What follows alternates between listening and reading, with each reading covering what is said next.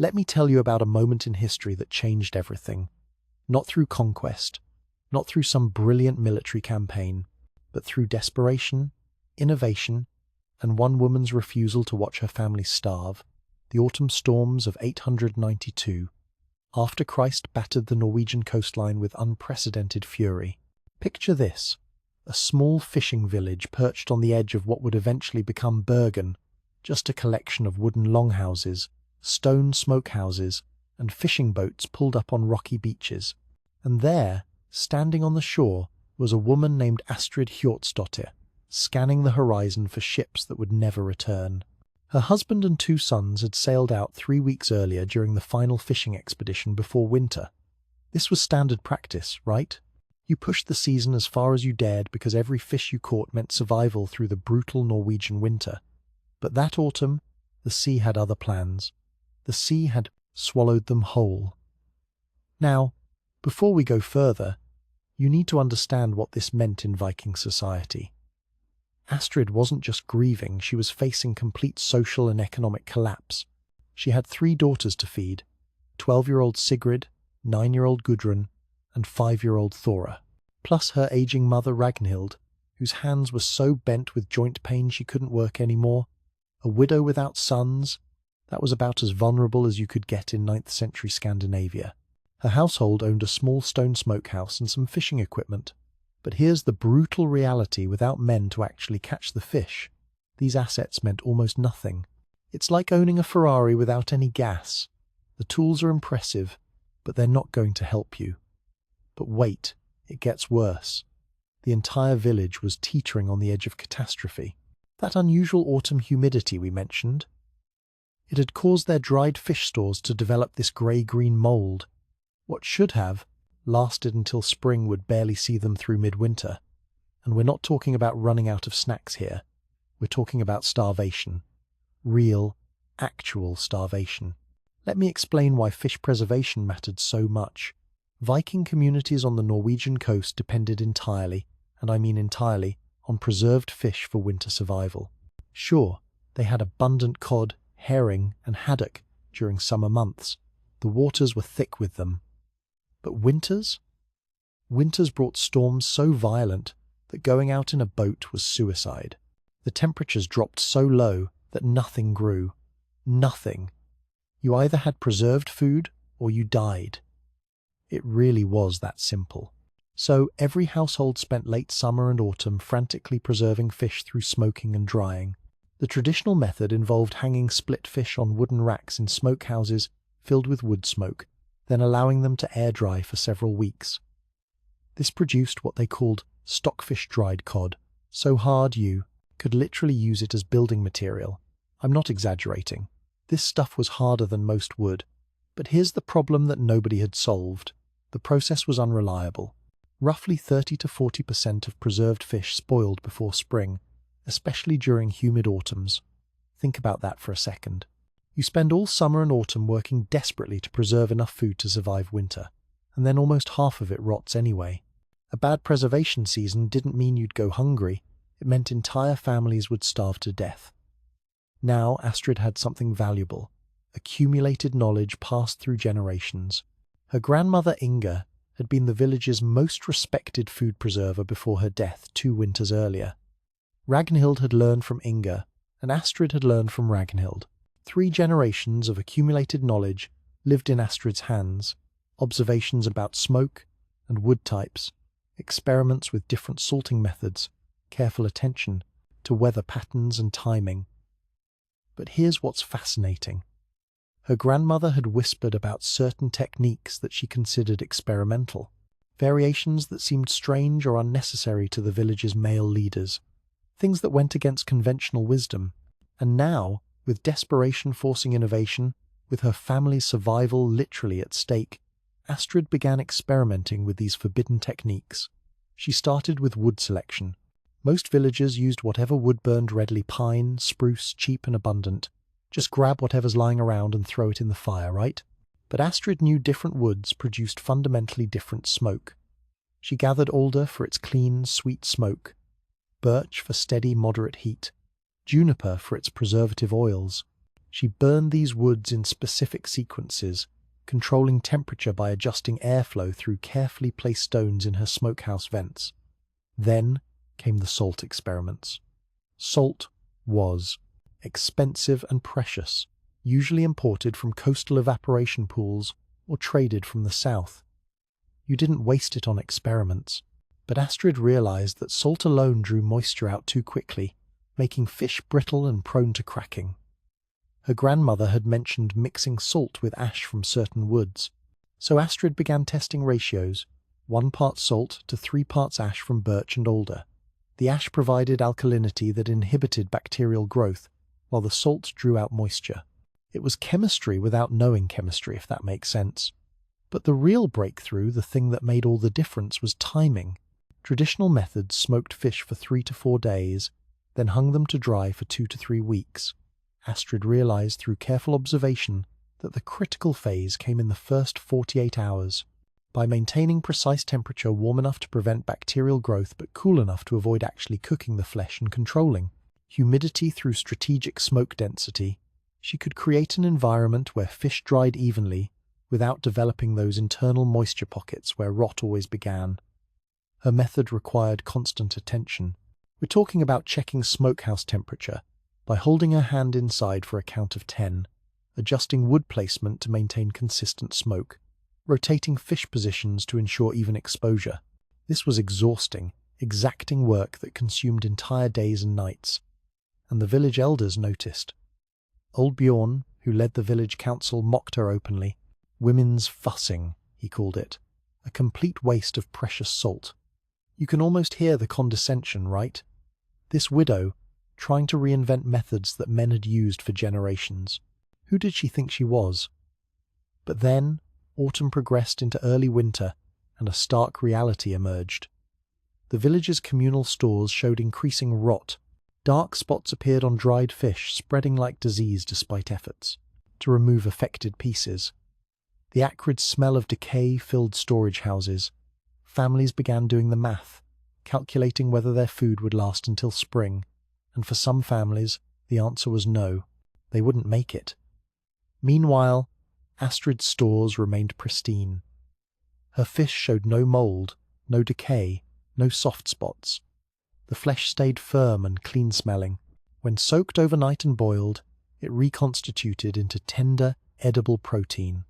Her 3 daughters and elderly mother ate regularly, while neighbouring households began rationing. Think about how visible that would have been in a small village. Everyone knew who was eating and who was going hungry. Bjorn and the other elders finally came to inspect, and what they found changed everything. Her smokehouse was organised with meticulous care, fish hanging at precise intervals for air circulation, different wood types stacked separately, small clay vessels holding her salt ash mixture, everything labelled with carved runes, indicating processing dates. This wasn't women's fussing. This was systematic, scientific precision.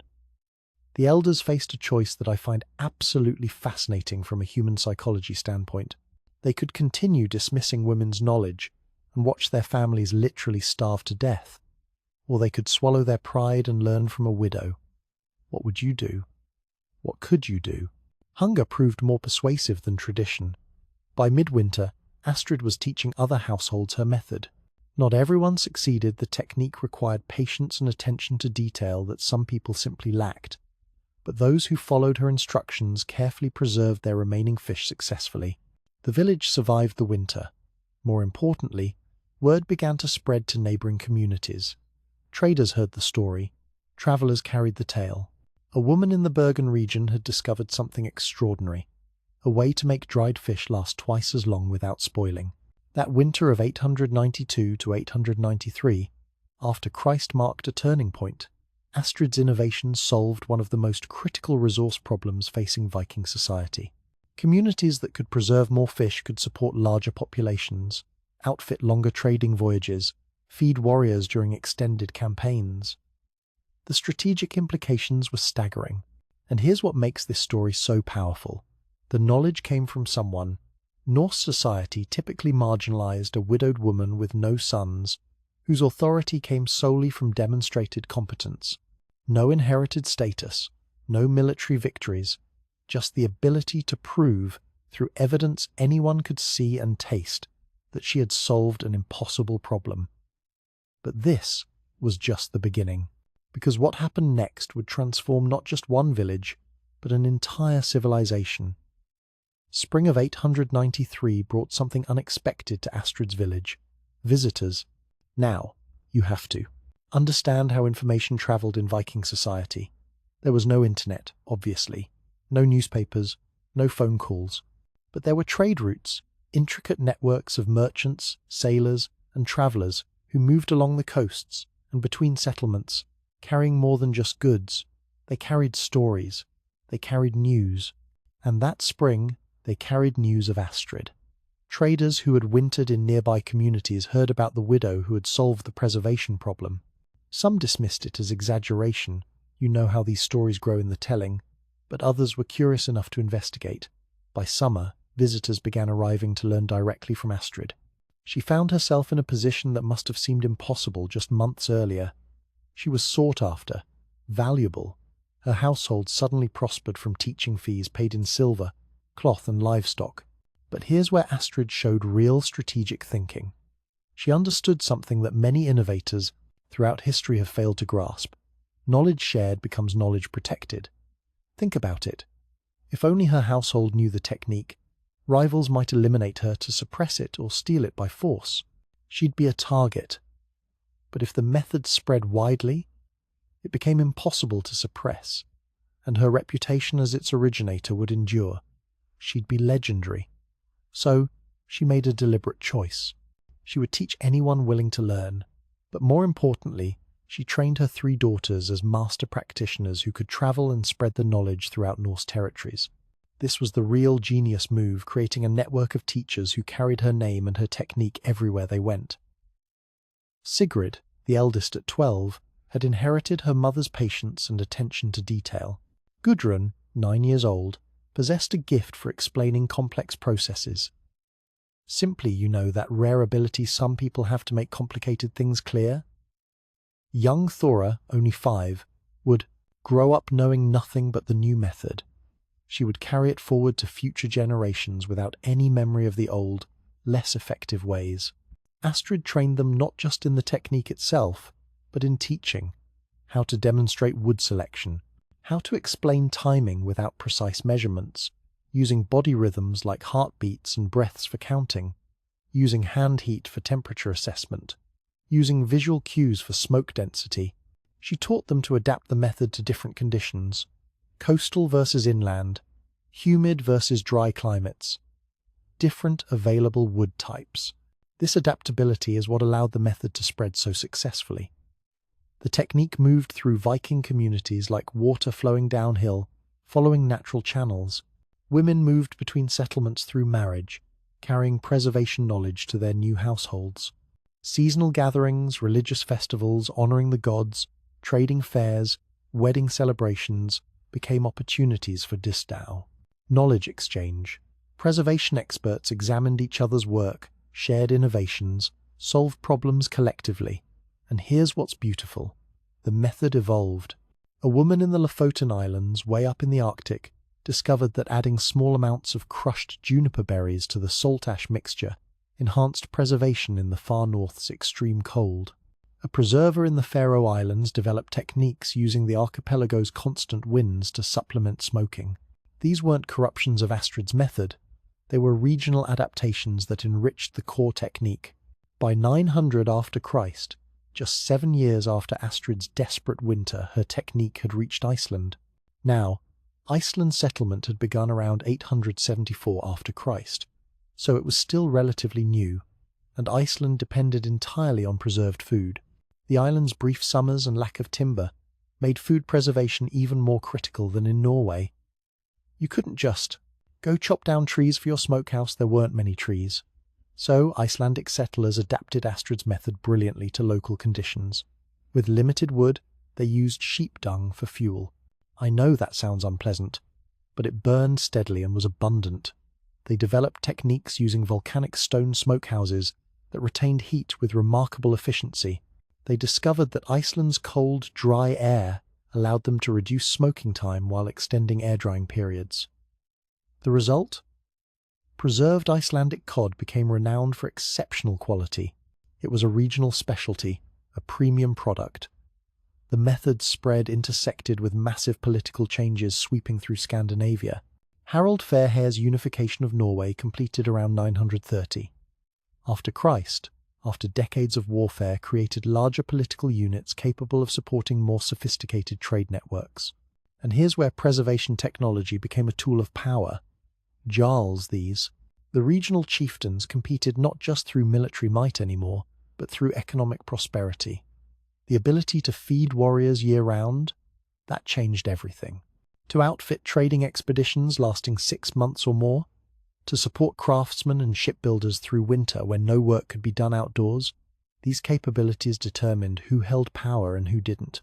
Jarls who adopted advanced preservation techniques gained decisive advantages over those who clung to traditional methods. Astrid's reputation eventually reached Harald's court. Around 915, after Christ, when she was approximately 60 years old, which was genuinely old for that era, the king summoned her to demonstrate her method. Now, court politics were dangerous for commoners. One wrong move, one perceived insult, and you could find yourself in serious trouble. But Astrid had powerful protection. Jarls whose territories prospered through her technique had every reason to keep her safe. And increasingly, she had something even more valuable: the respect that comes from being irreplaceable. She spent a winter teaching court preservers, paid handsomely in silver that secured her family's prosperity for generations. Harald recognized the strategic value of superior food preservation for maintaining his newly unified kingdom. A kingdom runs on logistics, right? Armies need food, workers need food. You can't conquer and hold territory if you can't feed the people controlling it. Harald encouraged the method spread throughout territories under his control. But not everyone was happy about this revolution. Traditional preservers, usually men who had held positions as master smokers for decades, saw their status threatened by a technique that could be taught to women and consistently achieved superior results. Their expertise suddenly wasn't so expert anymore. Some refused to adopt the new method, clinging to old ways out of pride, and their communities fell behind. Economically, as neighboring villages using the new technique prospered, the economic pressure was relentless. Guild-like organizations began forming around preservation knowledge, attempting to control who could learn and practice advanced techniques. These guilds preferred excluding women because of course they did, but economic reality forced compromise. Too many women already knew the method. Too many women were teaching it freely. You couldn't put that genie back in the bottle. Then religious transformation added another layer of complexity. Viking society's gradual conversion to Christianity, which really accelerated through the 10th century, created massive cultural upheaval. Some Christian missionaries dismissed preservation techniques associated with pagan women as potentially demonic. Women's knowledge, old ways, possibly witchcraft. You can see how that narrative could develop. But other missionaries and monks recognized practical value when they saw it. They incorporated these techniques into monastery operations, and monasteries became centers of preservation knowledge, documenting techniques in written form for the first time in history. Monks added Latin names to processes, categorized wood types systematically, created standardized measurements. This documentation preserved knowledge, which was valuable, but it also began centralizing control away from traditional community-based transmission. Knowledge moved from the commons to institutions. Astrid's 3 daughters became legendary figures in their own right.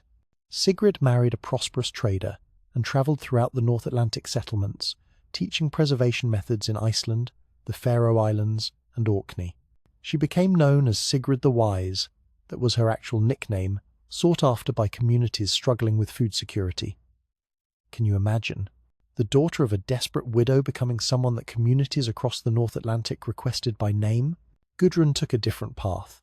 She remained unmarried, which was highly unusual for Norse women. She dedicated herself entirely to perfecting and teaching preservation techniques. Around 935 after Christ, she established what might be called Scandinavia's first preservation school in Bergen. She trained both men and women for fees that made her independently wealthy. A woman, unmarried, wealthy through her own expertise. In the 10th century, think about how revolutionary that was. Young Thora, raised entirely within the new preservation culture, became its evangelist. She travelled to the British Isles, teaching Norse techniques to Irish and Scottish communities, and this is important, learning their own preservation methods in return. This wasn't cultural imperialism. This was knowledge exchange, mutual improvement. By 950, after Christ, Astrid's method had transformed from local innovation to widespread standard practice throughout Norse territories. Communities from Greenland to Dublin used variations of her technique. The volume of preserved fish produced in Scandinavia increased by an estimated 40 to 60%. That's not a small improvement, that's a fundamental transformation in food security. This increase supported population growth, economic expansion, and the Viking Age's remarkable geographic reach. Preservation masters became as valued as shipwrights and weaponsmiths. They were skilled craftspeople whose expertise determined community survival and prosperity. The social status of preservation work had fundamentally changed. Astrid herself died around 938. After Christ, approximately 80 years old, a remarkable lifespan for her era. She lived to see her method adopted throughout the Viking world. She saw her daughters honoured and prosperous. She saw grandchildren carrying forward knowledge she had discovered during one desperate winter. Her funeral was attended by jarls, traders, and master preservers from throughout Norway.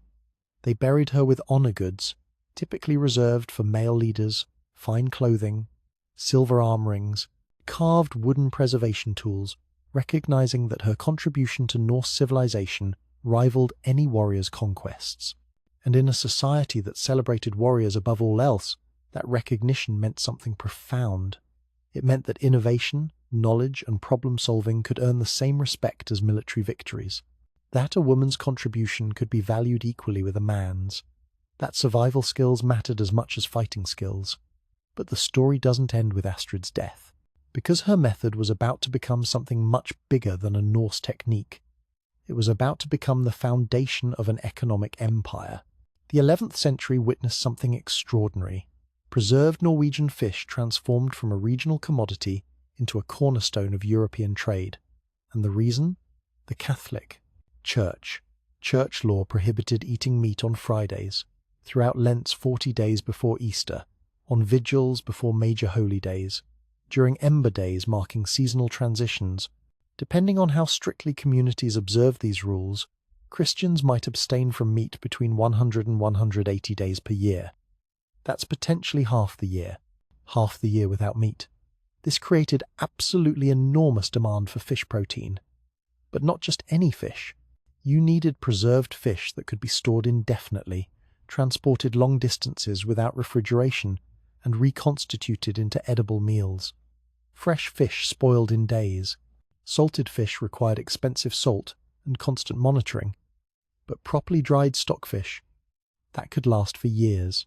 Norwegian stockfish dried cod, processed using techniques descended from Astrid's innovations, proved ideal for meeting this demand. Unlike salted fish, which required expensive salt throughout, stockfish needed only proper drying conditions after initial treatment. And Norway's cold, dry coastal climate provided perfect natural preservation conditions.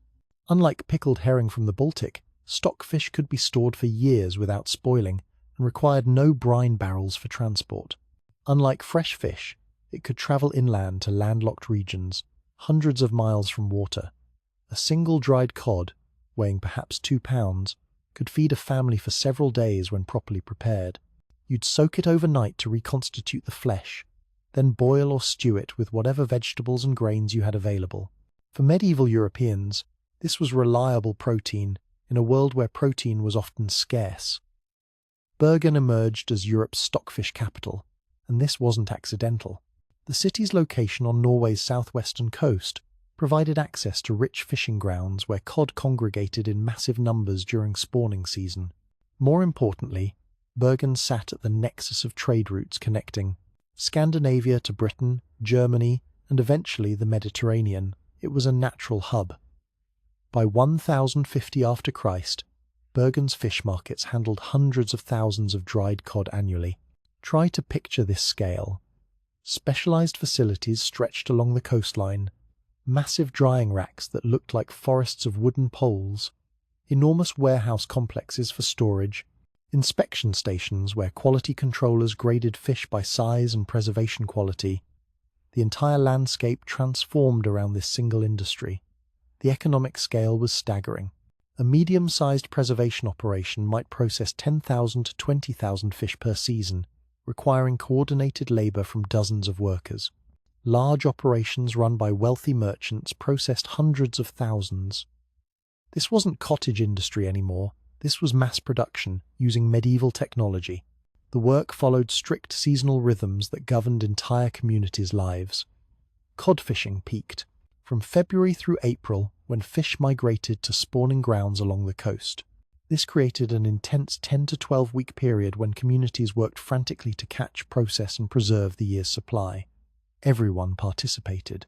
Women, men, children, everybody had a role. Gutting fish, splitting them for drying, hanging them on racks, monitoring smokehouse temperatures, rotating fish positions to ensure even drying, inspecting for signs of spoilage, eventually packing preserved fish for storage and transport. It was brutal, exhausting work, but it was also the economic foundation of these communities. Preservation techniques continued evolving beyond Astrid's original method. Bergen's master preservers developed sophisticated quality tiers. The finest stockfish, perfectly dried, uniform color, no blemishes whatsoever, commanded premium prices and served wealthy households and monasteries.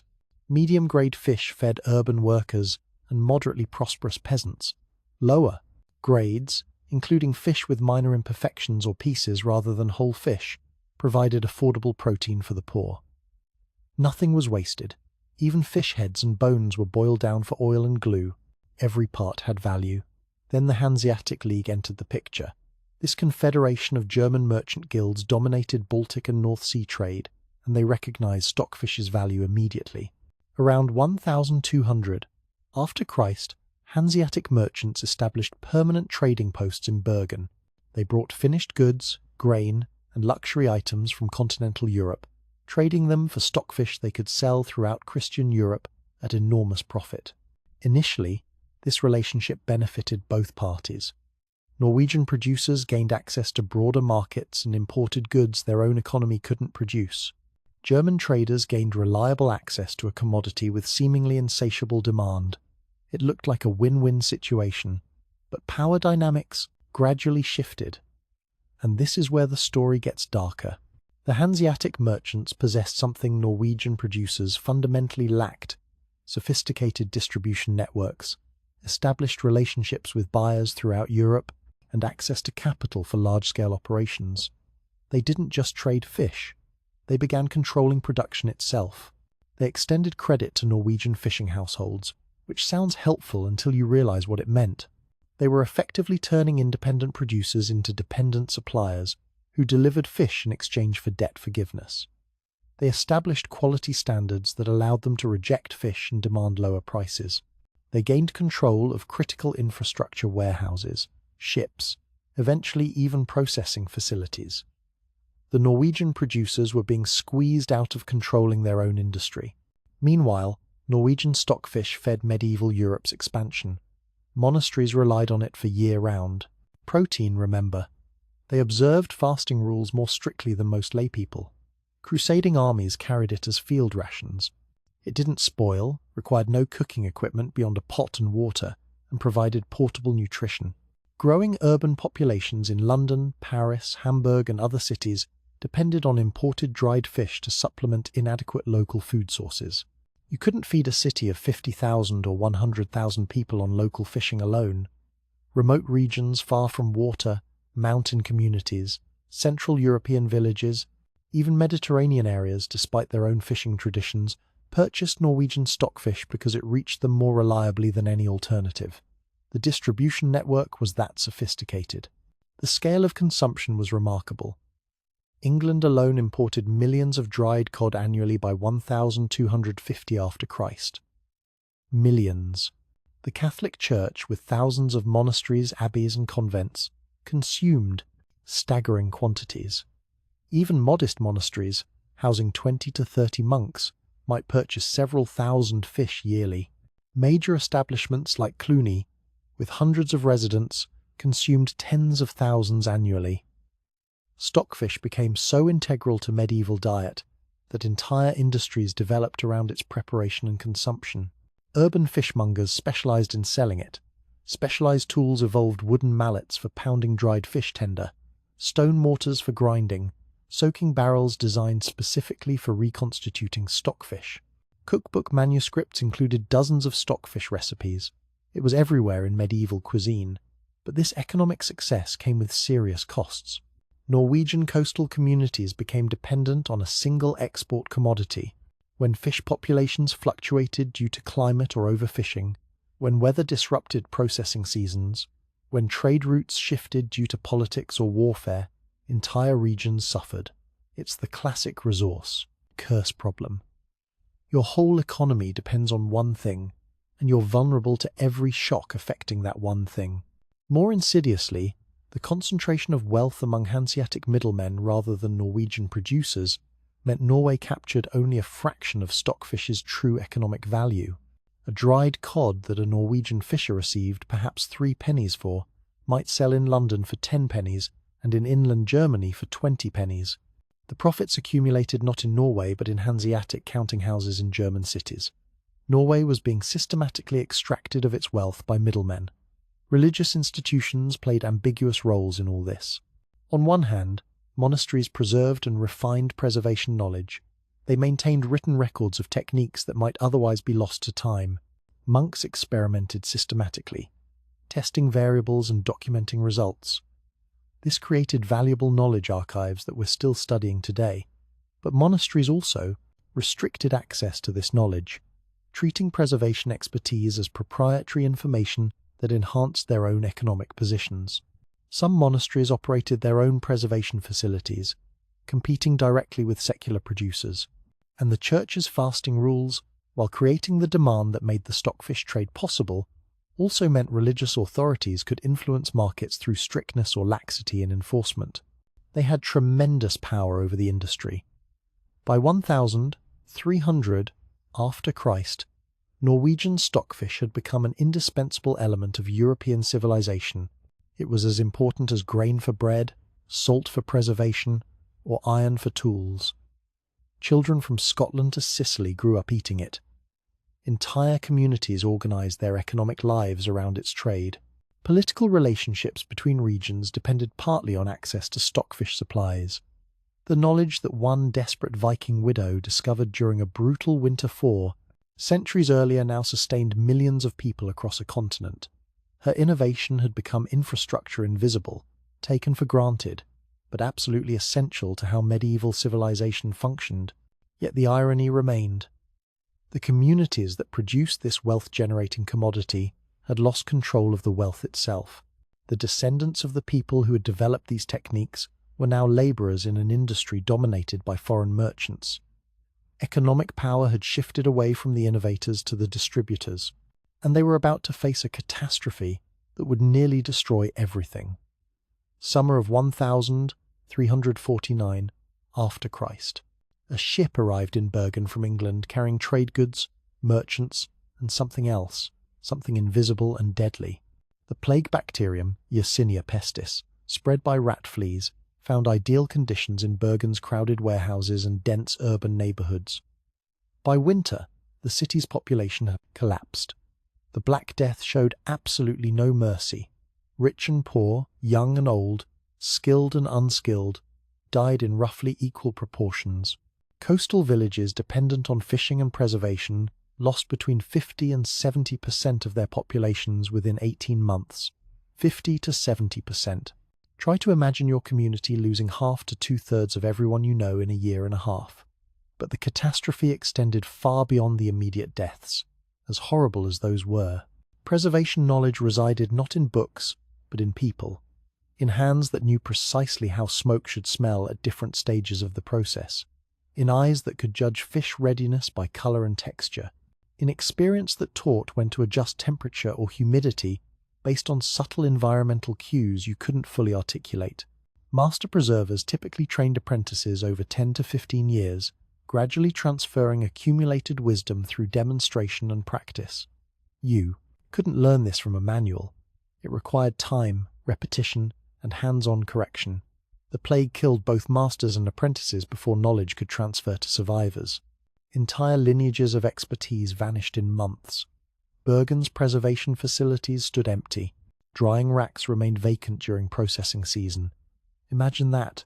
Empty racks during the critical months, when they should have been packed with fish. Smokehouses grew cold. The few survivors lacked sufficient knowledge to maintain traditional quality standards. They tried their best, but they simply didn't know what the dead masters had known. Fish processed in 1350 and 1351 showed high spoilage rates. The subtle techniques that prevented rot had partially died with their practitioners. Quality declined sharply. European buyers complained of inferior product fish that spoiled during transport, fish that smelled wrong, fish that reconstituted poorly. Some buyers refused Norwegian fish entirely, turning to alternative sources like Icelandic cod or Baltic herring. The economic consequences cascaded through generations.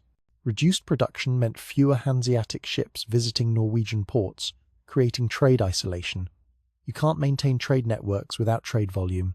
Surviving communities lacked labor to rebuild infrastructure. Processing facilities fell into disrepair. Buildings collapsed. Equipment deteriorated. The Hanseatic League exploited Norway's weakness ruthlessly. They renegotiated trade agreements on extremely favorable terms, favorable to them, obviously. By 1400 after Christ, they had gained monopolistic control of Norwegian fish exports. Norwegian producers became completely dependent suppliers with minimal bargaining power. They couldn't sell to anyone else. They had no alternatives. The economic subordination lasted centuries, literally centuries. But knowledge didn't vanish entirely, and this is important. Some survived through human resilience and deliberate preservation efforts. Surviving master preservers, recognizing the catastrophe unfolding around them, made desperate attempts to pass knowledge forward quickly. What had been leisurely 15-year apprenticeships compressed into frantic months-long intensive training. They taught everything they could, as fast as they could, to anyone who would learn. Some communities created written documentation for the first time. Detailed instructions about wood types, timing, temperature indicators, everything they could articulate in words. These manuscripts, many preserved in monastery libraries, became invaluable records of medieval preservation knowledge.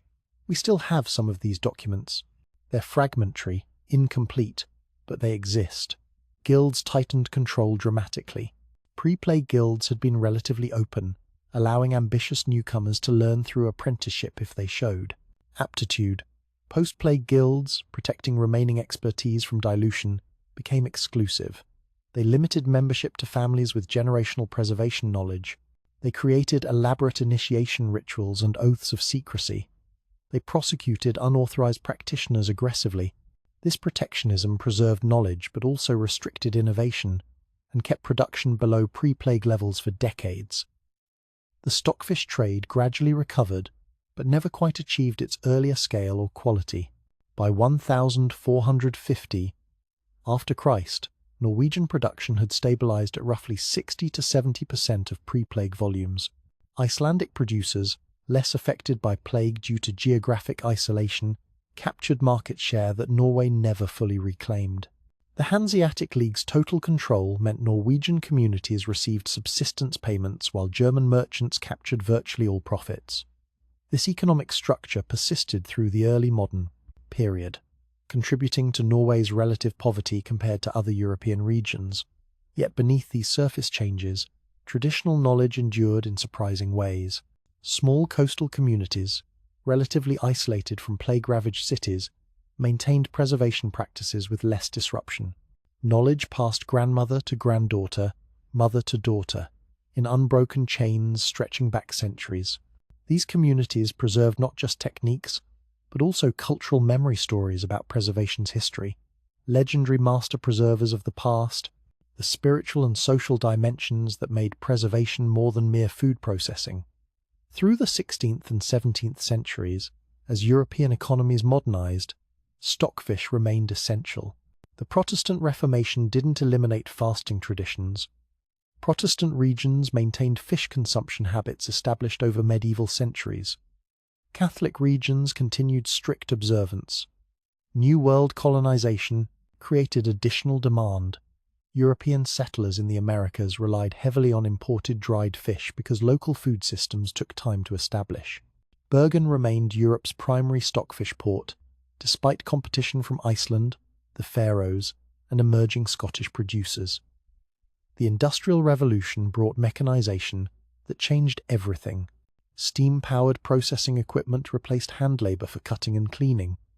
Artificial drying facilities supplemented natural air drying. Temperature and humidity controls became scientifically precise rather than relying on experiential judgment. These innovations increased efficiency and consistency, which was good for production volume and reliability. But they also homogenized the product. Regional variations that had characterized medieval stockfish, the distinctive flavors from different wood smoke types, the textures from different drying conditions largely disappeared in favor of standardized industrial production. The 20th century witnessed both loss and recovery of traditional knowledge. Industrial production methods dominated commercially. Few people still practiced traditional preservation techniques, requiring weeks of careful attention. Why would they? Industrial methods were faster and more profitable. The generation born between 1920 and 1940 the last, who learned traditional methods from grandparents, who learned from their grandparents in unbroken chains aged, and when they died, certain knowledge died with them. Subtle variations in technique, regional traditions, the experiential wisdom that couldn't be captured in written instructions, these elements vanished like smoke. But the late 20th and early 21st centuries brought renewed interest in traditional methods. Food historians began documenting traditional techniques before they disappeared completely. Archaeologists excavating medieval preservation sites in Sai, Bergen and elsewhere found remarkable preservation.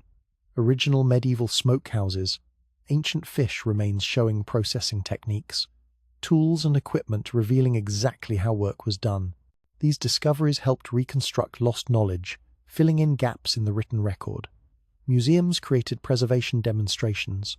A few small producers began practicing traditional methods commercially, marketing premium artisanal stockfish to luxury markets, willing to pay for historical authenticity. It's a tiny market compared to industrial production, but it exists. And today, right now, elderly residents in Norwegian coastal villages still practice variations of techniques their ancestors learned from Astrid over 11 centuries ago. There's a 75-year-old woman in a village near Bergen who still knows which wood creates the sweetest smoke. She still judges fish readiness by touch and smell rather than thermometers. She still follows seasonal rhythms her grandmother followed. When anthropologists interview her, she demonstrates hand motions learned in childhood, how to split fish with a single knife stroke, how to hang them for optimal air circulation, how to test smoke density by watching its movement. These living connections to the past remind us of something profound. History isn't dead information in dusty books. It's living knowledge passed through generations. It's muscle memory. It's accumulated wisdom residing in human beings who carry forward traditions stretching back centuries. Astrid's innovation during one desperate winter fundamentally altered how humans preserved food. It enabled population expansions and economic developments that shaped European civilization in ways we're still living with today.